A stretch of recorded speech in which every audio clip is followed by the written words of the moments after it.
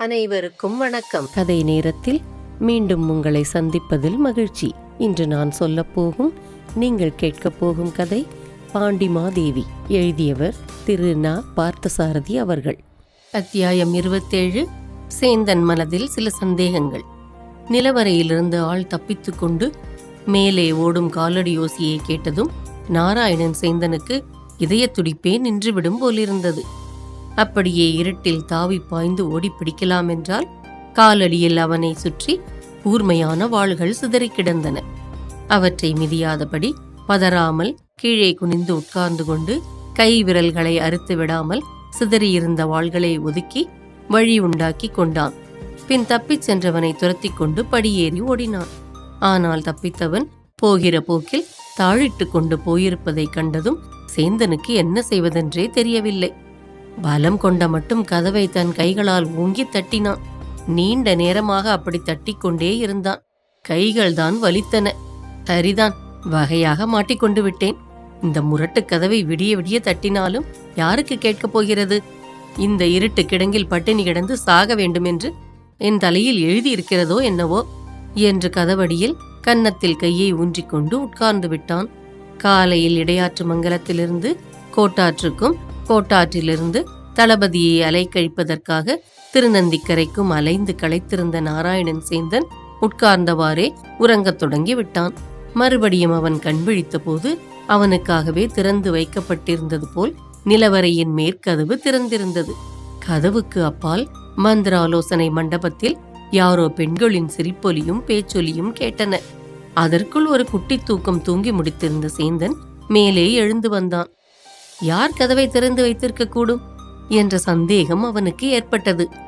தான் கைவலிக்க தட்டிய போது ஒருவரும் திறக்கவில்லை. அலுப்பினால் கண்ணயர்ந்து விட்டபோது யாரோ பூனை போல் மெல்ல வந்து கதவை திறந்திருக்கிறார்கள். திறந்ததுதான் திறந்தார்கள். ஆனால் கீழே கதவருகில் உட்கார்ந்து கொண்டிருந்த என்னை கவனிக்கவில்லையே என்று அவன் நினைத்தான். உள்ளிருந்து வெளியேறி மேலே வந்த பின் கதவை முன்போலவே அடைத்து தாழிட்டு விட்டு மந்திராலோசனை மண்டபத்தில் கும்மாளம் அடிக்கும் வந்த பெண்கள் யார் என்று பார்க்க வந்தான். தளபதியின் தங்கை பகவதி, ஆசிரியர் மகள் விலாசினி, மகாராணியாரின் உடன் கூட்டத் தோழிகளை சேர்ந்த இன்னும் 2-3 பெண்கள் எல்லோரும் அங்கு உட்கார்ந்து சொக்காட்டான் விளையாடி கொண்டிருந்தார்கள். சதுரங்க விளையாட்டினிடையே இலக்கிய சர்ச்சையும் நடந்து கொண்டிருந்தது. ஏண்டி விலாசினி, தொல்காப்பியத்தை இயற்றிய தொல்காப்பியர் அகத்தியரின் மாணவரா அல்லது அசங்கோட்டாசிரியரின் மாணவரா என்று கேட்டாள் பகவதி. சதுரங்க விளையாட்டினிடையே இந்த சந்தேகம் உனக்கு எங்கிருந்து முளைத்தது? விலாசினி சிரித்துக் கொண்டே கேட்டாள். அவர்கள் இப்படி பேசிக் கொண்டிருந்த சமயத்திலா நாராயணன் சேந்தன் அங்கே தலையை காட்ட வேண்டும்? அதோ அகத்தியரே நம்மை நோக்கி வந்து கொண்டிருக்கிறார், அவரையே நேரில் கேட்டுவிடலாம் என்று நாராயணன் சேந்தன் குட்டையாயிருப்பதை சொல்லாமல் சொல்லி கேலி செய்தாள் ஒருத்தி. ஓ, இந்த அகத்தியரா? இவருக்கு உளவரியும் வேலையை தவிர வேற எதுவும் தெரியாதே. பாவம், இந்த உலகத்தில் எல்லோருடைய உடம்பும் மேல் நோக்கி வளர்கின்றன என்றால் இவருடைய உடம்பு மட்டும் கீழ் நோக்கி வளர்ந்து கொண்டிருக்கிறது என்று சேந்தன் காதில் கேட்டுவிடாமல் மெல்ல சொல்லி சிரித்தாள் ஒருத்தி. நிலவரை கதவை திறந்தது நீங்கள்தானா என்று கடுமையான குரலில் அவர்களை கேட்டான் சேந்தன். விளையாட்டை நிறுத்திவிட்டு ஒருவர் முகத்தை ஒருவர் பார்த்து கொண்டார்கள் அந்த பெண்கள். அவர்கள் பதில் சொல்லாமல் இருந்தது அவனுடைய கடுமையை அதிகப்படுத்தியது. பெண்களாக இருந்து கொண்டு விளையாட்டாக ஏதாவது செய்து விடுகிறீர்கள், அதனால் பெரிய பெரிய காரியங்கள் கெட்டுப்போய் விடுகின்றன. ஐயா ஒற்றர் பெருமானே, உமக்கு கோடி வணக்கங்கள் செலுத்துகிறேன். எங்களிடம் வம்புக்கு வராமல் போய் சேருங்கள். உள்ளே இருந்து யாரோ கதவை தட்டுவது போலிருந்தது. திறக்கலாமா வேண்டாமா என்று நீண்ட நேரம் யோசித்தோம். கடைசியில் நாங்கள் திறந்தபோது யாரும் உள்ளிருந்து வெளியில் வரவில்லை. நிலவரைக்குள் எட்டி பார்த்ததில் படி அருகில் யாரோ உட்கார்ந்திருப்பது போல் தெரிந்தது. 2-3 முறை யார் யார் என்று இறைந்து கேட்டு பார்த்தோம். பதில் இல்லை. நிலவரைக்குள் இருட்டாக இருந்ததினால் எங்களுக்கு பயமாக இருந்தது. பேசாமல் திரும்பி வந்துவிட்டோம் என்று பகவதி அவனுக்கு பதில் கூறினாள்.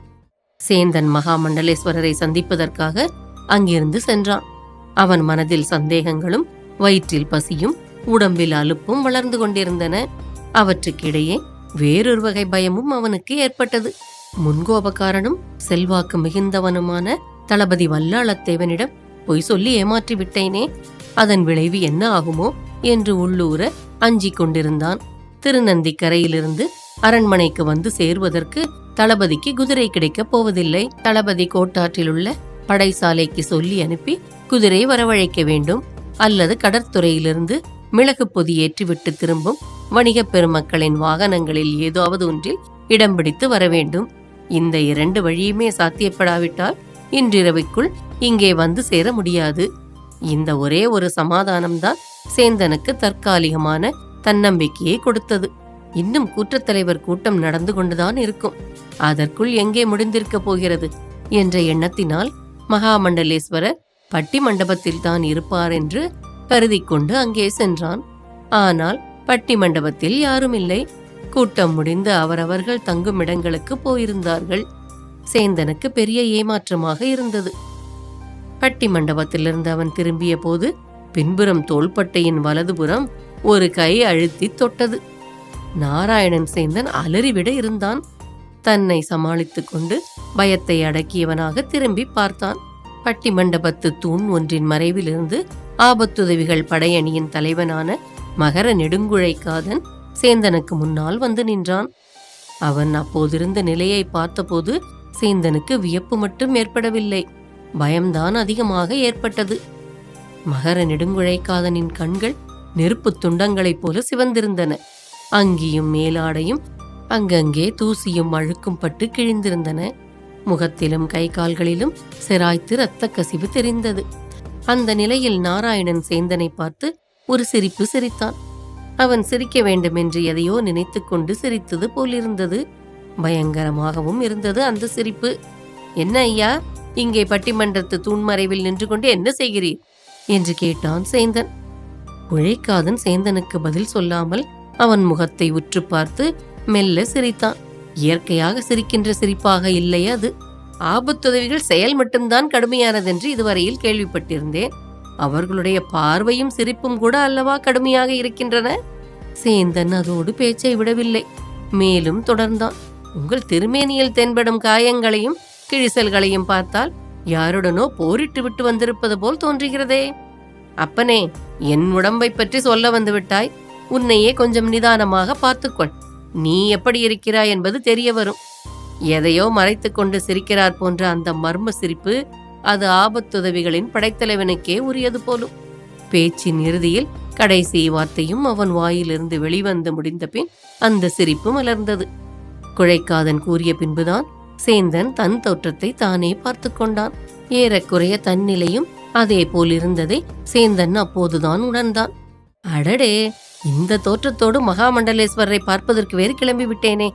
நல்ல வேளை, இவன் இதை கண்டு சொல்லியிராவிட்டால் இப்படியே போய் அவருக்கு முன்னால் நின்றிருப்பேன் என்று எண்ணியவனாய் மகர நெடுங்குழைக்காதனிடம் விடை பெற்று கொண்டு உடை மாற்றி வருவதற்கு கிளம்பினான்.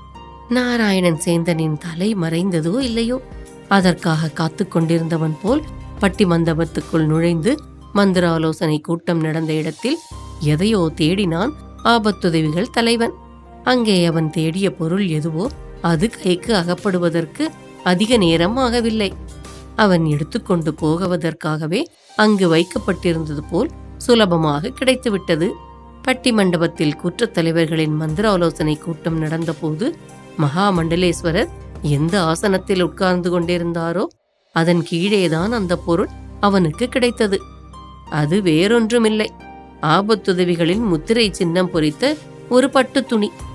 கீழே குனிந்து எடுப்பதற்கு முன் அதை தான் எடுப்பதை எங்கிருந்தாவது யாராவது பார்க்கிறார்களா என்று அவன் மனதில் சந்தேகம் ஏற்பட்டிருக்கும் போலும், ஒருவேளை தன்னை சோதிப்பதற்காகத்தான் அதை தேடி வருவதை பார்ப்பதற்காகவே அவ்வளவு சுலபமாக போட்டு வைத்திருக்கலாமோ என்று அவன் பயந்திருக்க வேண்டும். அதனால்தான் அவ்வளவு தயக்கத்துடன் சுற்றிலும் பார்த்து கொண்டு அவன் அதை எடுத்தான். ஆனால் தன்னுடைய நிதானமும் முன் யோசனையும் தன்னை ஏமாற்றிவிட்டன என்பதை அந்த துணியை எடுத்து வழக்கம் போல் இடுப்பில் அணிந்து தலை நிமிர்ந்தபோது அவன் தெரிந்து கொண்டான். மேலே இருந்து 2 பெரிய குடை மல்லிகை பூக்கள் அவனுடைய முன்தலையில் உதிர்ந்து நெற்றியில் நழுவி விழுந்தன. அந்த புறத்து நங்கையர்கள் தங்கள் அழகபாரத்திற்கு பூசும் வாசனை தைலத்தின் மனம் அந்த பூவின் மனத்தில் விரவி இருந்தது. மகர நெடுங்குழைக்காதன் திடுக்கிட்டு மேலே நிமிர்ந்து பார்த்தான். மேலே அந்த இடத்துக்கு நேரே அந்த புறத்தின் மாடத்தில் ஒரு பெண்முகம் விருட்டென்று திரும்பி மறைந்தது. திரும்பும்போது கருநாகம் போன்று அந்த பெண்ணின் சடை சுழன்று அதிலிருந்து மல்லிகை பூக்களில் மேலும் சில அவன் மேல் உதிர்ந்தன. இளம்பெண் முகமாகத்தான் தெரிந்தது. திரும்பிய வேகத்தில் அவனால் முகத்தை அடையாளம் கண்டு நினைவில் வைத்துக் கொள்வதற்கு முடியவில்லை. எவ்வளவு முன்னெச்சரிக்கையோடு 4 புறமும் பார்த்தேன், மேலே பார்க்க தவறிவிட்டேனே என்று உதட்டை கடித்துக் கொண்டான் மகர நெடுங்குழை காதன். சிறிது நேரம் ஏதோ சிந்தித்துக் கொண்டு அங்கேயே நின்றான். கீழே குடந்த அந்த குடை மல்லிகை பூக்களை ஒன்று விடாமல் பொறுக்கி தன் அங்கியில் மறைத்து வைத்துக் கொண்டு புறப்பட்டான். அவன் புறப்பட்டு சென்றதும் அங்கே மற்றொரு ஆச்சரியம் நிகழ்ந்தது. உடை மாற்றிக்கொண்டு மகாமண்டலேஸ்வரரை சந்திக்க சென்று விட்டதாக நாம் யாரை பற்றி எண்ணிக்கொண்டிருக்கிறோமோ அவன் பட்டி மண்டபத்து மேல் கோடி தூண் ஒன்றின் மறைவிலிருந்து வெளிவந்தான். உண்மையில் நாராயணன் சேந்தன் மகர நெடுங்குழை காதனிடம் விடை பெற்று கொண்டு போவது போல் போக்கு காட்டினானே ஒழிய அங்கிருந்து போய்விடவில்லை. பட்டி மண்டபத்தில் ஆபத்துதவிகள் தலைவன் அலங்கோலமான நிலையில் தனியாக நின்று கொண்டிருப்பதை பார்த்தவுடனே சேந்தனைப் போல் அறிவு கூர்மையுள்ள ஒற்றனுக்கு சந்தேகங்கள் ஏற்படாமல் இருக்குமா? தெளிவற்ற பல குழப்பமான எண்ணங்களும் சந்தேகங்களும் அவனுக்கு உண்டாயின. ஆபத்துதவிகள் தலைவன் பட்டி மண்டபத்தில் தனியாக என்ன செய்கிறான் என்பதை பார்த்து வைத்துக் கொண்டால் பின்பு மகாமண்டலேஸ்வரர் கேட்கும்போது கூறுவதற்கு வசதியாக இருக்கும் என்றுதான் அவன் மறைந்திருந்து அதை கண்காணித்தான். அதன் பின் சேந்தன் பட்டி மண்டபத்திலிருந்து வெளியேறி பராந்தக பெருவாயிலுக்கு வந்து நின்றான். பராந்தக பெருவாயிலிருந்து மேற்கு நோக்கி 2ஆம் கோட்டை வாசல் திருச்சிற்றினுள்ளே சென்றால் அரண்மனை விருந்தினர் மாளிகைகள் பூந்தோட்டத்துக்கு நடுவே இருந்தன. அந்த மாளிகையில் ஒன்றில்தான் மகாமண்டலேஸ்வரர் தங்கி இருக்க வேண்டும் என்பது அவனுக்கு தெரியும். கோட்டைக்குள் யாரோ குதிரையில் வரும் ஒலி கேட்டு சேந்தன் பராந்தக பெருவாயிலின் முகப்பில் தயங்கி நின்றான். வருவது யார் என்று பார்த்துவிட்டு அதன் பின் விருந்தினர் மாளிகைக்கு போகலாம் என்பது அவன் எண்ணம். ஒரே குதிரையில் 2 பேர்கள் ஏறிக்கொண்டு வருவதை பார்த்ததும் அவனுக்கு ஆச்சரியம் உண்டாயிற்று. முன்னால் உட்கார்ந்திருந்தவன் இன்னார் என்று தெரிந்து கொள்ள முடியவில்லை. தோற்றத்தில் உள்ள நிலையை கொண்டு பார்த்தால் ஏதோ அரசாங்க தூதன் மாதிரி இருந்தது. குதிரை அருகில் வந்ததும் பின்னால் உட்கார்ந்திருந்த 2வது ஆளின் முகம் தெரிந்தது. அதை பார்த்ததும் பயத்தோடு சரேல் என்று பூந்தோட்டத்தின் அடர்ந்த பசுமைக்குள் புகுந்து தன்னை மறைத்துக் கொண்டான் சேந்தன். கோட்டைக்குள் வந்த குதிரையில் வீற்றிருந்த 2வது ஆள் வல்லாள தேவன்.